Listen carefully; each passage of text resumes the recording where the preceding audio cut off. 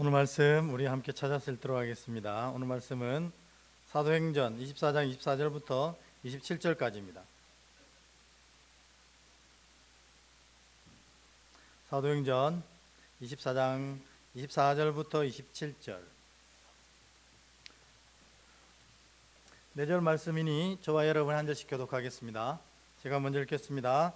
수일 후에 벨릭스가 그 안에 유대여자 드루실라와 함께 와서 바울을 불러 그리스도 예수의 믿는 도를 듣거늘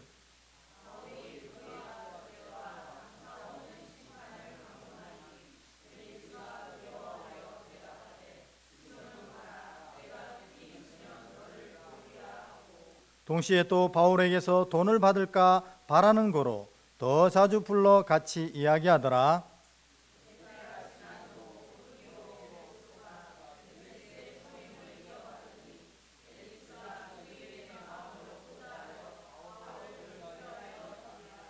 아멘.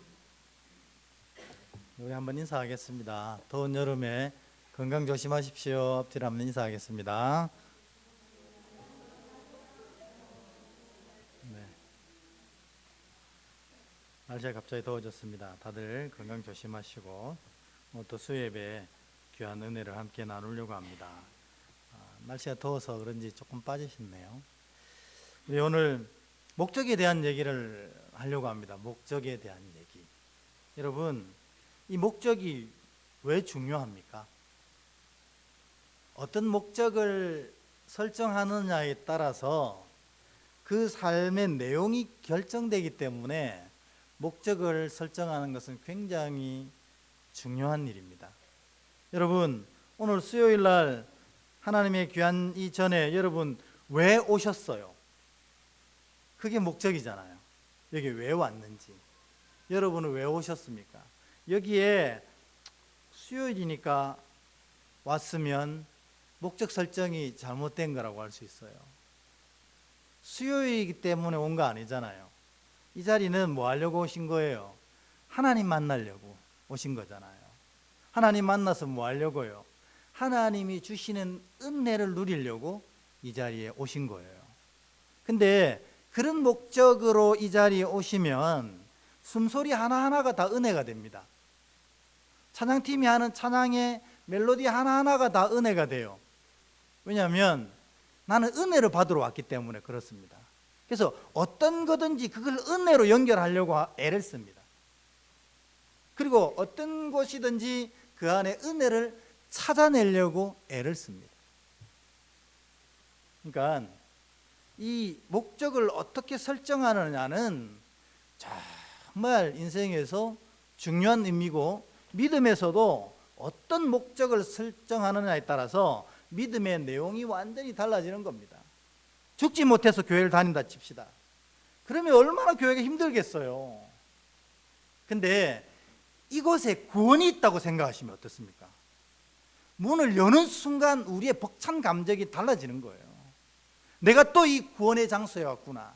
내가 또 구원의 은혜의 말씀 속으로 들어가는구나. 내가 또 이 구원을 향한 귀한 찬양 가운데 하나님께 영광 돌리고 있구나. 그래서 이 목적이 중요하다는 겁니다. 제가 예전에 있을 때 이제 아동부랑 수영장을 간 일이 있습니다. 근데 이 수영장이 벌판에 있는 수영장입니다. 이제 교회 아이들과 다 이렇게 가다 보니까 좀 교회는 항상 그렇잖아요. 조금 싼 데를 찾잖아요. 시설 좋고 싼 데가 있어가지고 그 수영장을 갔습니다. 그런데 이 수영장의 단점이 뭐냐면 이 들판에 만들어 놓아가지고 태양이 그대로 쏘이는 거예요. 그러니까 그게 이 몽골 텐트가 있는데 선착순입니다. 그래서 새벽에 일찍 가가지고 막 문 열자마자 오픈런을 하거든요. 그 텐트 밑에 들어가려고. 그런데요, 이 땡볕이니까 몽골 텐트도 소용없더라고요. 막 지열이 올라오는데 물에 들어가지 않는 한은 땀이 막 비 오듯이 내리는 거예요. 근데 그때 우리 선생님들 중에 한 명 여자 선생님이 있었는데, 그때 아이들 때문에 오긴 왔는데 수영장에 못 들어갈 형편이 된 거예요, 본인이. 그러니까 어떻게 되겠어요? 하루 종일 그분은 진짜 징역살이를 했을 거예요. 보니까 막 땀을 비 오듯이 흘리는데 꼼짝도 못하고 짐을 지키고 앉아 있어야 되고 물에도 들어가지 못하고. 여러분, 이게 목적이 잘못 설정되면 인생이 그렇게 된다는 겁니다. 수영장은 뭐하러 가는 목적입니까? 당연히 수영하러 가는데 수영을 못한다고 칩시다. 얼마나 힘든지 몰라요. 여러분, 믿음도 그렇습니다. 믿음이 진짜 행복하고 기뻐지려면 이 믿음의 설정이, 목적 설정이 잘 돼야 된다는 거예요. 오늘 여러분 여기 왜 오셨습니까? 말씀드렸잖아요. 오늘 어떻게 해서든지 은혜를 받겠다, 이 마음으로 오신 거잖아요. 맞습니까? 네. 그런 마음으로 오신 사람이 은혜를 찾는 겁니다. 그래서 오늘 사도행전 24장은 많은 사람들이 등장합니다. 그런데 이 목적이라는 관점에서 이 5명이 등장하는데, 목적이라는 관점에서 이들을 보면 이들의 삶이 어떠한지 분명히 이해가 됩니다. 그걸 좀 오늘 나눠보고 믿음의 목적이 어떤 것이어야 하는가, 그 얘기를 좀 하고 오늘 함께 찬양하려고 하는데요. 제일 먼저는 이 대제사장 아나니아라는 사람이 나옵니다. 우리 한번 1절을 읽어볼까요? 읽지는 않은데 오늘 1절 다시 한번 읽고 아나니아에 대해서 얘기해 볼까요? 같이 읽습니다. 시작. 닷새 후에 대제사장 아나니아가 어떤 장로들과 한 변호사 더둘로와 함께 내려와서 총독 앞에서 바울을 고발하니라. 아멘. 여기 보면 대제사장 아나니아라는 사람이 사도행전 24장에 나옵니다.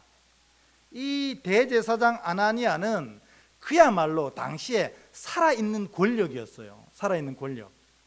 뭐냐면 이 유대가 로마의 식민지가 되면서 모든 입법권, 사법권, 행정권 다 로마가 차지합니다.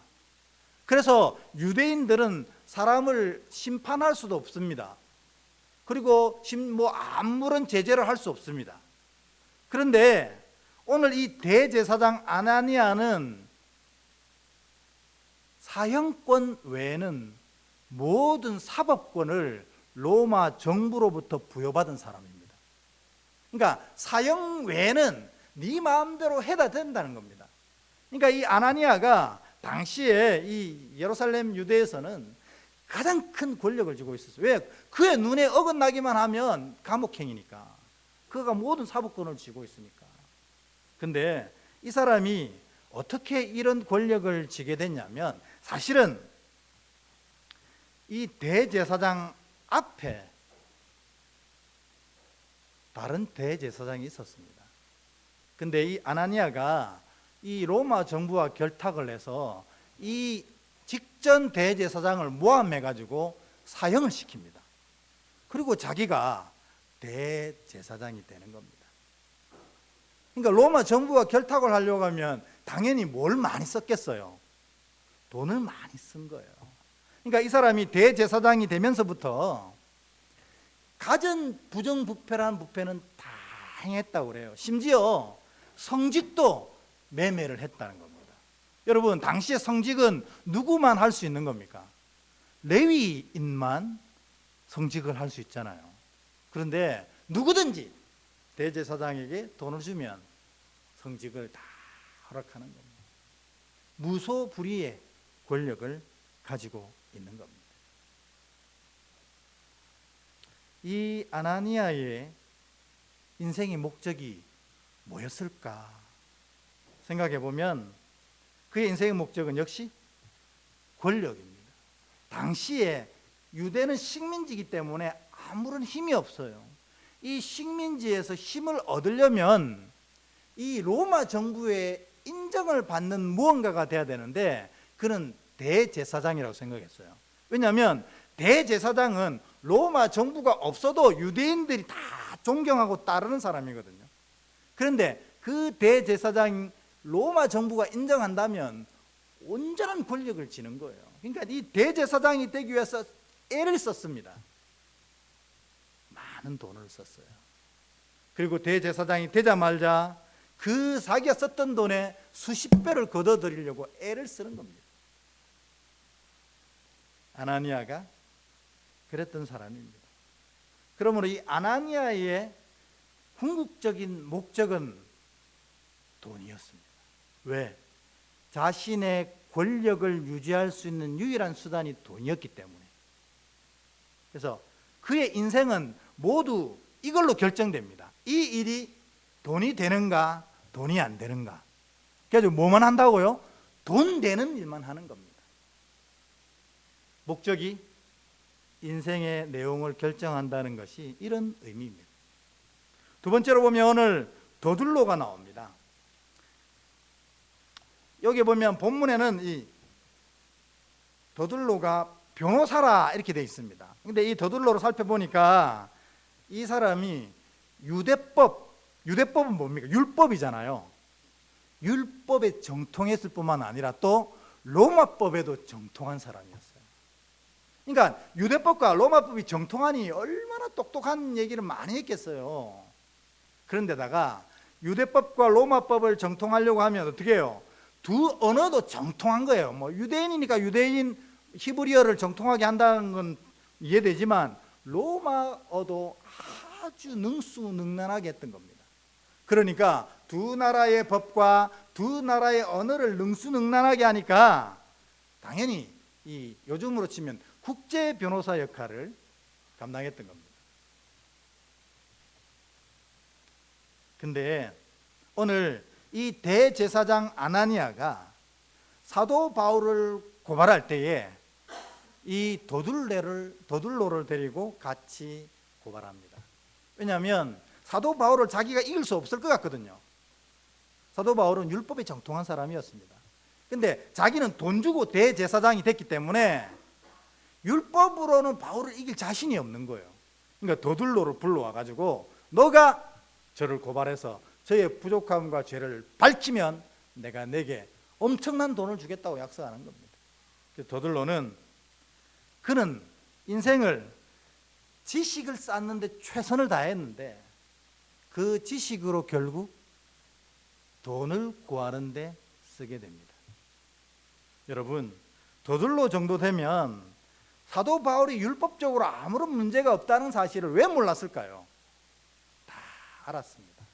그런데 이 대제사장 아나니아가 약속했던 이 돈 때문에 자신의 지식을 팔아서 나가기 시작했던 겁니다. 아나니아의 최종 목적도 돈이었고 더둘로의 최종 목적도 돈이었습니다. 그래서 이 사람들은 돈이 된다면 무슨 일이든지 행했던 자들입니다. 세 번째로 유도의 총독 벨릭스가 나옵니다. 우리 3절에 등장하는 이 벨릭스 본문 말씀을 같이 한번 읽고 시작할까요? 시작. 벨릭스 각하여, 우리가 당신을 힘입어 태평을 누리고 또 이 민족이 당신의 선견으로 말미암아 여러 가지로 개선된 것을 우리가 어느 모양으로나 어느 곳에서나 크게 감사하나이다. 아멘.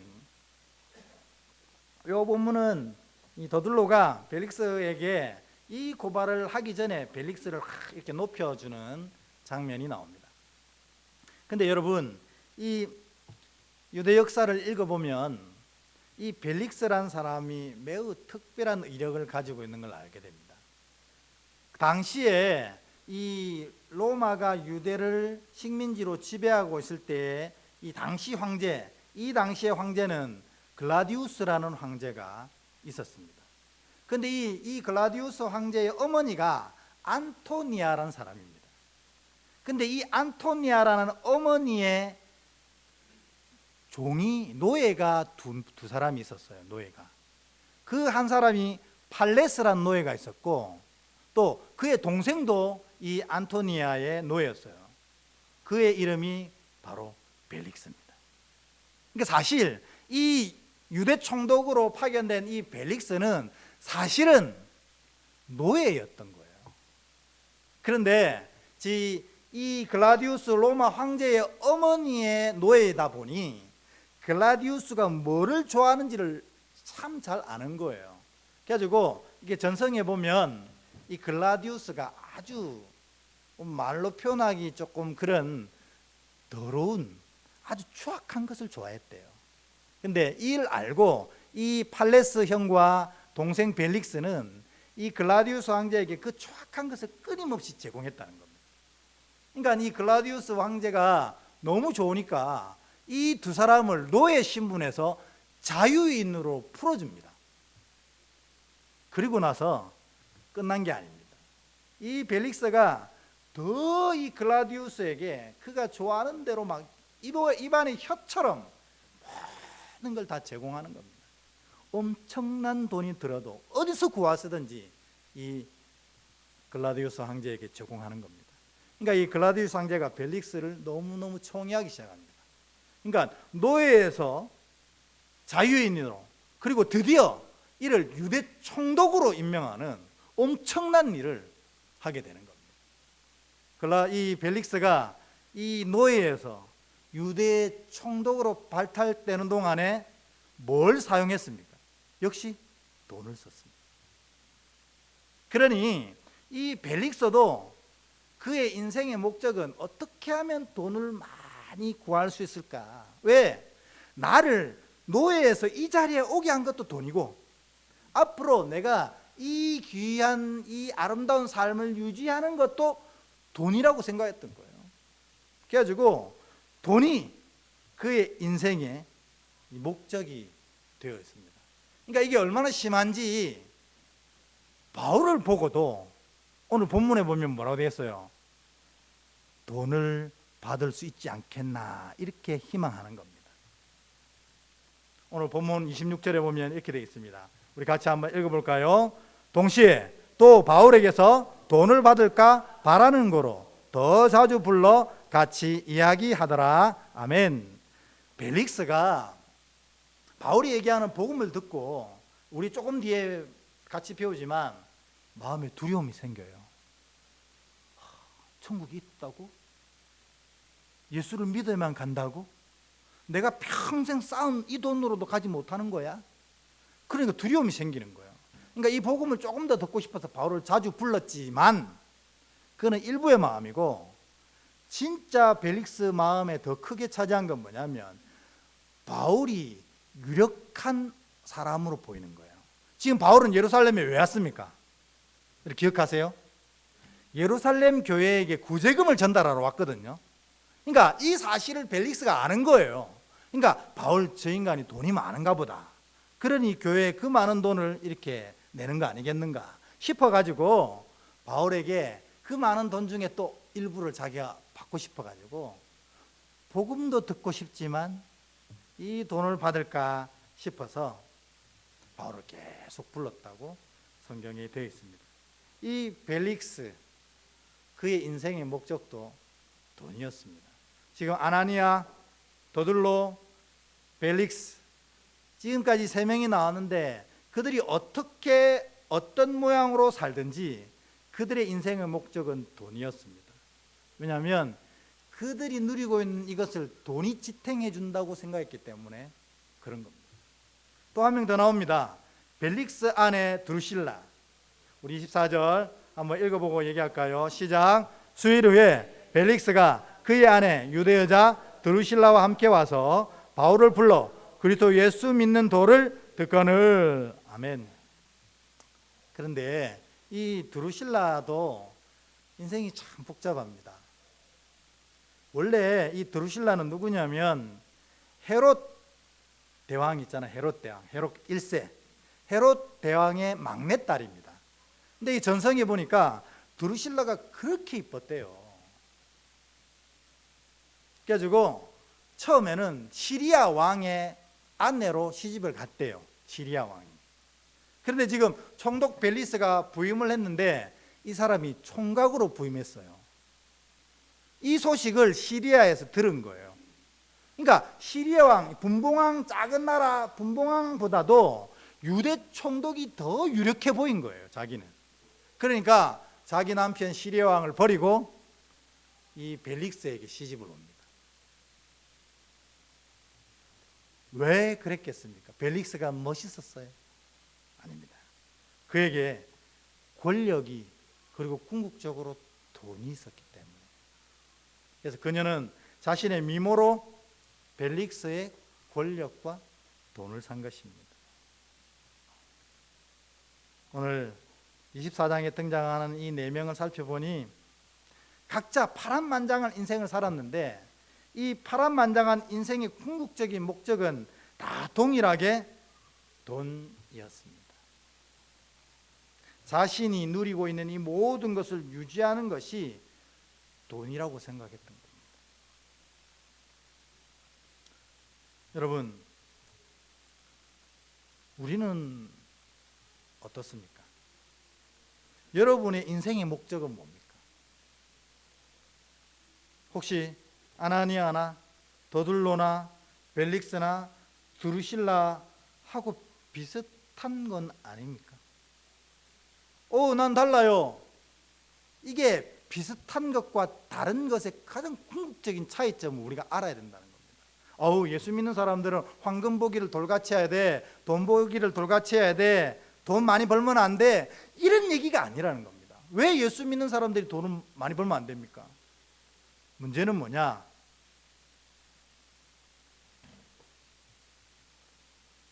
돈이 궁극적인 목적이 되어버리면 안 된다는 것. 우리의 목적은 뭡니까? 돈을 가지고 무엇을 사야 됩니까? 우리는 구원을 사야 되잖아요. 이런 표현이 좀 우습습니까? 우리의 궁극적인 목적은 돈이 아니라는 거예요.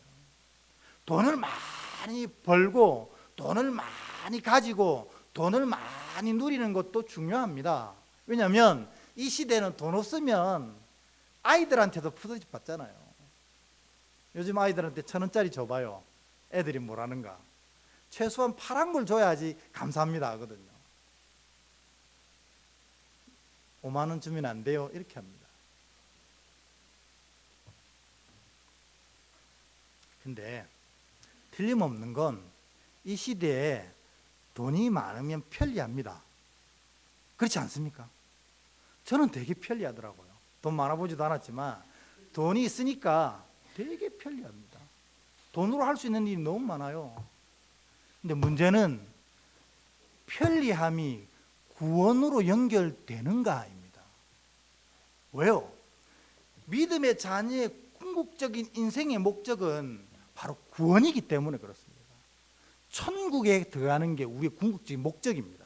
그래서 돈이 많아도 돈이 적어도 믿음의 자녀는 흔들리지가 않습니다. 왜? 우리의 목적이 돈이 아니기 때문에.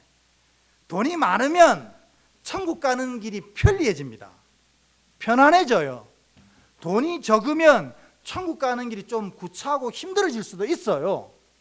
그러나 이가 실망하지 않는 이유는 뭘까요? 천국을 목적으로 해서 천국을 향해 가고 있기 때문에 그런 거라는 겁니다. 여러분 모두 다 천국 가고 계시죠? 이게 믿음의 궁극적인 목적이라는 겁니다. 우리가 구원받고 천국에 가는 것, 예수를 구주로 고백하면 구원을 허락받습니다. 그리고 어떻게 해요? 예수를 쫓을 때 그 끝에 천국에 입성하는 겁니다. 이게 믿음의 목적이거든요. 그 사이에 필요한 것은 하나님께 각자가 간구하시면 됩니다. 요즘에 제가 매일 하루에 한 3, 40번이 뭐예요? 100번 넘게 외는 것 같아요. 뭐냐면 야베스 기도를 외고 있거든요. 주님, 제게 복의 복을 다하사 주의 지경을 넓혀주시고 주의 손으로 나를 도우사 환난을 벗어나 근심이 없게 하옵소서. 이 끊임없이 아뢰고 있거든요. 왜 그렇습니까? 여기서 복 누리려고 하는 겁니까? 이 인생의 어려움 때문에 천국 가는 길이 방해되지 않도록. 또 저는 천국 가면서 뭐 하는 사람입니까? 목회를 하는 사람이거든요. 이 목회에 지장이 없도록 하나님께서 제게 복의 복을 다하여 주시고 환난을 벗어나 근심이 없게 하옵소서. 날마다 간구하고 있거든요. 하나님이 이루실 줄 믿습니다. 왜냐하면 제가 목표가 분명하기 때문에 그렇습니다. 천국 가는 목사입니다. 여러분 다 천국 가는 장로님, 천국 가는 권사님, 천국 가는 집사님, 천국 가는 성도님 아닙니까? 이게 분명해야 믿음이 새롭게 달라지는 겁니다. 근데 우리가 믿음이 힘들다, 어렵다, 속상하다, 아프다 하는 것은 사실은 믿음 자체가 힘든 게 아니고 믿음의 목적이 분명히 설정이 안 됐기 때문에 그렇습니다. 여러분, 큰 교회, 멋들어진 교회 다니면 천국 갑니까? 정말 그렇게 믿습니까? 믿음이 있어야 가잖아요. 시골 교회, 작은 교회, 아담한 교회 다녀도 믿음이 있고 주의 말씀을 쫓아가면 천국 가는 겁니다. 그렇기 때문에 작은 교회에 있어도 행복한 거예요. 큰 교회에 있는데 그 믿음의 목적이 바로 설정 안 되면 여러분, 가지 많은 나무에 바람 잘 날 없습니다. 우리에게 그렇게 크지 않은 교회에서도 맨날 지지고 볶는데 그 큰 교회는 얼마나 그런 일이 많겠어요. 그래서 시험이 들어 다른 교회를 가네 마네 이러고 있는 겁니다. 왜요?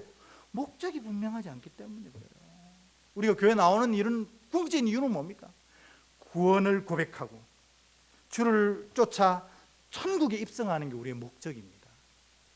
그에 필요한 것을 하나님이 채우시도록 기도하고 간구할 수는 있지만 이 목적은 바뀔 수 없다는 겁니다. 여러분 모두가 믿음의 자녀로서 이 분명한 구원과 천국을 향한 목적이 분명히 설정되시기를 주의 이름으로 축복합니다. 그럼 신앙의 패턴이 완전히 달라져요. 왜? 내가 속상할 때는 언제예요? 구원이 무너질 때나 천국에 갈 수 없을 것 같을 때 무너지는 거예요. 근데 내 믿음이 분명해요. 내 구원은 확실해요. 그리고 내가 말씀을 쫓아 분명히 천국에 이를 것입니다. 그런데 왜 힘들어요? 흔들리지 않습니다. 그 가운데 하나님 돈을 많이 부으셨어요. 그러면 저는 그 돈으로 이 은혜를 사는 데 써야 된다고 생각합니다. 우리 믿음의 자녀이기 때문에 그 많이 부어주신 걸 가지고 딴 데 쓰지 마시고 은혜를 사는 데 써야 돼요. 은혜를. 그래서 이왕의 천국길 가는데 하나님의 풍성한 은혜가 내게 임하도록 그 돈을 쓰셔야 바로 쓰는 겁니다. 은혜를 산다는 건 뭘까요? 하나님이 어떤 자에게 은혜를 주십니까? 돈을 가지고 사랑하는 자에게 주시지 않겠어요? 그래서 제가 우리 아이들 위해서 기도할 때는 맨날 똑같은 기도 하거든요. 우리 소율이, 소망이 다 마찬가지로. 어떻게 기도하겠습니까? 이 아이가 5,000명분을 혼자서 먹는 아이가 말고 혼자서 5,000명을 먹이는 아이가 되게 해달라고 기도합니다. 다 그런 기도 받은 아이들이거든요. 그게 뭐예요? 혼자서 5,000명을 먹이던 그 은혜를 사는 아이가 된다는 거예요. 하나님이 얼마나 그걸 사랑해서 얼마나 그에게 복을 주시겠어요. 우리 모든 아이들이 그렇게 되길 축원합니다. 그래서 여러분, 세상은 결국에는 돈이 목적입니다. 어쩔 수 없어요. 이 세상 사는데 돈이 막대한 힘을 가지고 있거든요. 정말 편리합니다. 돈 많으면. 그러나 여러분, 우리는 압니다. 그 돈으로 구원을 살 수 없다는 거예요. 그 돈으로 천국 살 수 없다는 거예요. 근데 우리가 이걸 놓치고 있는 겁니다. 그래서 돈을 쫓아가다가 구원도 놓치고 천국도 놓치는 사람들이 너무 많다는 겁니다. 오늘 여러분 이 말씀을 통해서 우리의 분명한 목적이 바로 설정되는 복된 자 되시길 축복합니다. 그게 뭐예요? 구원받고 천국 가는 것. 이게 진짜 믿음의 자녀의 목적입니다. 그래서 이런 목적이 설정되면 삶은 그대로 정해지는 거예요. 내가 이 구원과 천국에 합당한지 늘 살피는 겁니다. 부자들은요, 생각하는 게 다르더라고요. 아까도 말씀드렸지만 이게 돈 되나 안 되나 금방 판단하더라고요. 부자들은. 그러니까 돈 되면 기가 막히게 붙잡습니다. 그래서 다른 사람들은 저 뒤에 쳐져 있어도 혼자 그걸 꽉 붙잡고 있다가 나중에 이게 엄청난 돈이 되는 거예요. 우리는 구원과 천국에 합당한 삶이라면 꽉 붙잡아야 된다는 거예요.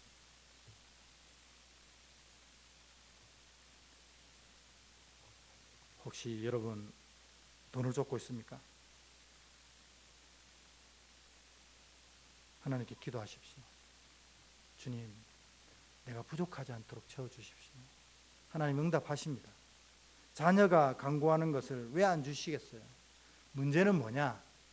이게 목적일 때, 돈을 많이 버는 게 목적일 때 하나님이 그 기도를 들으시지 않는다는 겁니다. 우리 청년들 가운데는 정말 대놓고 부자 되고 싶은 청년들이 많아요. 저한테 그렇게 얘기하면 저 부자 되고 싶어요. 제가 끊임없이 얘기하는데도 잘 안 듣더라고요. 너 돈 많이 벌어서 뭐 할래? 이걸 정해야 돼. 돈 많이 벌어서 뭐 할래? 믿음의 자녀는 돈 많이 벌어서 뭘 사야 된다고요? 은혜를 사는 데 써야 된다. 은혜. 그래야 인생이 행복해지는 겁니다. 사도 바울의 인생 목적도 똑같았습니다. 사도 바울 구원과 천국이 목적이었는데 그는 이미 이 구원과 천국을 소유한 사람입니다. 천국에 2번이나 왔다 갔다 하잖아요. 우리도 한 번도 아직도 안 가봤는데 바울은 2번이나 천국을 왔다 갔다 할 정도로 이미 구원과 천국을 소유한 사람입니다. 그런 사람이 인생을 살 때 어떻게 살겠어요? 항상 그 구원과 천국에 합당한 삶을 살면서 사람들로 하여금 구원과 천국에 합당하게 살라고 날마다 선언하면서 사는 거 아니겠어요? 그게 바로 오늘 우리가 읽었던 25절 말씀입니다. 아하, 이래서 바울이 이런 얘기를 했구나. 바로 그것 때문에. 25절 우리 같이 한번 읽어볼까요? 시작. 바울이 의와 절제와 장차 오는 심판을 강론하니 벨릭스가 두려워하여 대답하되 지금은 가라. 내가 틈이 있으면 너를 부르리라 하고. 아멘. 바울이 늘 구원과 천국을 소유한 자가 되니까 말해도 항상 하나님의 의에 대해서 얘기하는 겁니다. 하나님이 기뻐하시는 자가 누구인지, 그렇게 기뻐하는 자가 되기 위해서는 어떻게 살아야 되는지, 어떻게 절제해야 되는지, 그리고 알면서도 행하지 않는 모든 자에게 하나님이 오시는 심판이 어떤 건지를 날마다 얘기하는 거예요. 왜? 바울의 목적은 분명했거든요. 그 목적을 향해 달려가면서 이 목적을 함께 소유할 수 있으려면 어떻게 해야 되는지를 날마다 얘기하는 거예요. 그래서 바울은 복음 선포자인 것입니다. 그러니까 벨릭스가 이를 듣고 두려워했다 합니다. 여러분, 오늘날 이 세상 사람들이 교회 두려워합니까? 안타깝게는 제가 알기로는 약간 교회를 우습게 여깁니다. 이영표 선수 아시죠? 이영표 축구 선수. 이분이 얘기하는 걸 들어보니 그가 예수 믿은 지는 그렇게 많이 되지 않았습니다. 청년이 되어서 믿었는데 그 전에 예수 믿는 사람들이 제일 웃긴다고 생각했대요. 왜냐면 말은 맨날 사랑하라고 하는데 예수 믿는 사람 중에 진짜 사랑하는 사람 한 번도 못 봤다는 거예요. 이영표 선수가. 의롭게 살라고 하는데 예수 믿는 사람들 중에 의로운 사람을 한 번도 못 봤다는 겁니다. 하나님을 두려워하라고 늘 얘기하는데 예수 믿는 사람들 중에 하나님을 두려워하는 사람이 한 명도 없는 것 같은 거예요. 자기가 안 믿는 사람 입장에서 볼 때. 지금은 좀 달라졌대요. 지금은 그가 예수 얼마나 신실한 사람입니까? 근데 자기가 안 믿는 시절에 안 믿는 눈으로 볼 때 이 3가지가 너무 이상했다는 거예요. 하나님 두려워하라면서 아무도 두려워하지 않고, 사랑하라면서 아무도 사랑하지 않고, 의롭게 살라고 하면서 아무도 의롭게 살려고 하지 않는 모습들을 보고 이 교회는 참 웃긴 집단이다, 이런 생각을 했답니다. 자기가.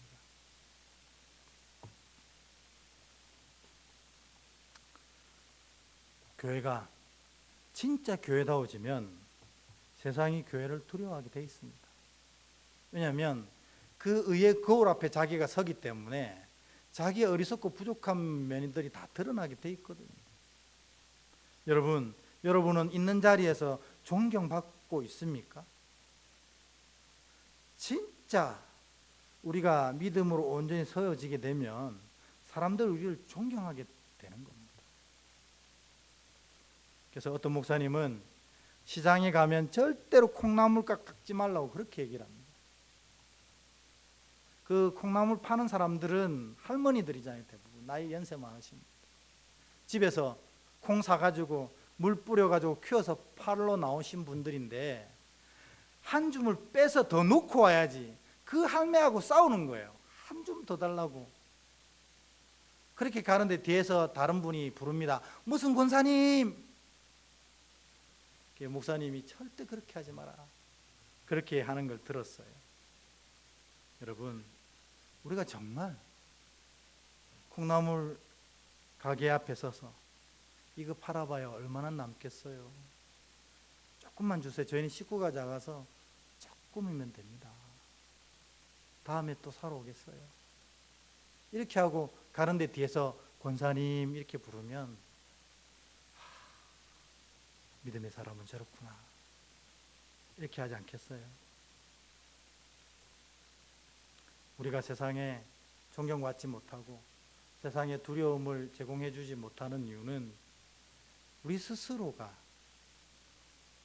그런 믿음의 삶을 제대로 살아내지 못하는 것 때문 아니겠습니까? 오늘 얘기를 정리하겠습니다. 그리스도인의 인생 목적 설정이 바로 돼야 됩니다. 여러분, 이게 바로 설정 안 되면 신앙 삶이 너무 힘듭니다. 너무 의미 없는 것 같아요. 하나님은 보이지도 않고 하나님의 응답도 없는 것 같고 하나님의 역사는 나한테는 안 오는 것 같은 그런 느낌 때문에 신앙하는 게 얼마나 힘든지 모릅니다.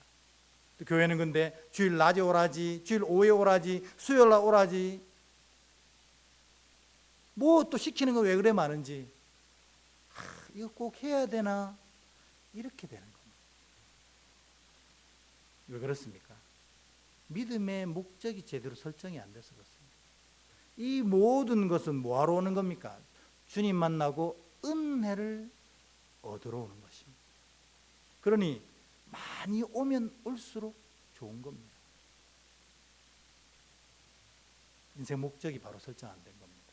예수 믿는 사람들은 그의 목적이 항상 구원과 천국이어야 합니다. 이게 구원받고 천국 가는 길에 합당한가? 이게 우리의 목적이어야 합니다. 그리고 그렇게 살면서 세상에는 바울처럼 의와 절제와 심판을 선언하는 삶이 되어야 됩니다. 우리가 구원과 천국을 향해 목적으로 바로 가지 않는데 이런 얘기를 해봐야 조롱거리밖에 안 됩니다. 이상한 집단이네. 근데 진짜로 우리가 구원을 고백하고 천국을 향해 달려가는 사람이면 이런 얘기가 세상을 두렵게 한다는 것입니다.